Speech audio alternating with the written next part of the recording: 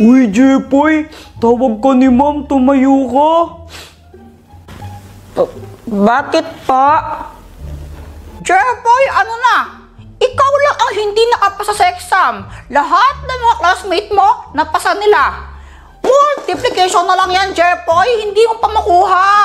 Ano ba? Gusto mong ibalik ito sa grade 4? Ayaw po.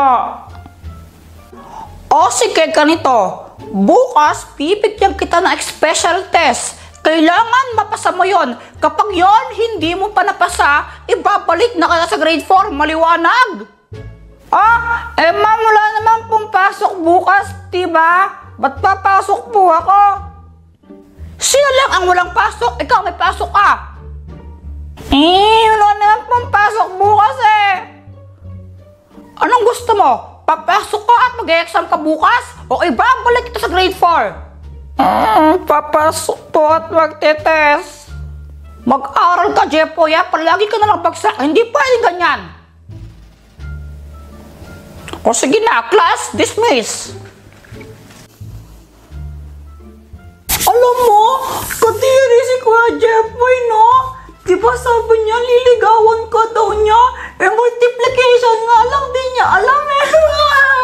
Alam mo, Joanna, sa halip na pagtawanan mo siya, tulungan mo na lang siya. Ay, bahala siya. Uy, Jepoy, yung bag mo nakalimutan mo.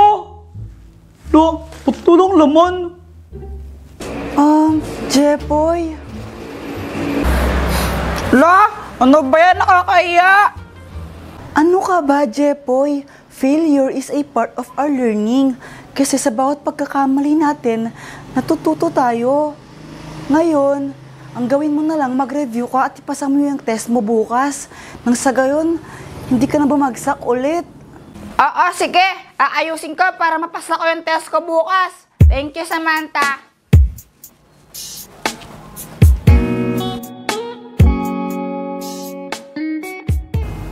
9 times 1, 9. 9 times 2, 18. 9 times 3, 27. 9 times 4... nakalimutan ko na naman! Anong gagawin ko? Baka bumagsak ako bukas! Doktor Kwakwa!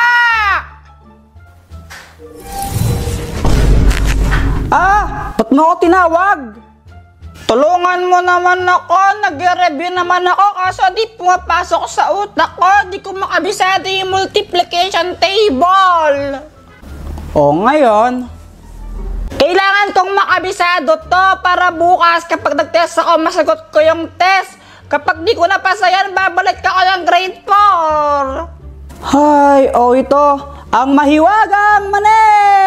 Kunin mo. Anong kayang gawin neto, Dr. Kwakwak?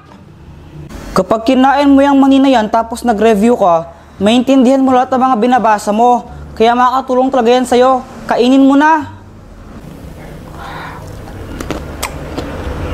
Ang pangit naman ang lasa ng mani na to. Kainin mo na lang, huwag kang maarte. O ngayon, subukan mo mag-review ulit. Okay. Kinabukasan. Good morning, ma'am. Kanina pa kita hinihintay. Kala ko di ka napupunta. Mag-i-special test ka na lang, late ka pa. Sorry po, di po ako nakaligo agad eh. Wala po kasing tubig. Siya, sagutan mo to. Okay pa.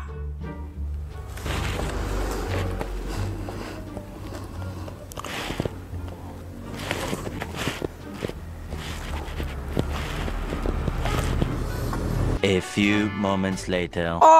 Ito na yung score mo. Ma'am, perfect! Na-perfect ko po yung test! Ang saya mo ha, hindi ka ba nangopya dyan? Ma'am, paano po ako mangangopya? Ako lang po mag-isa pumasok. Sa bagay nga naman.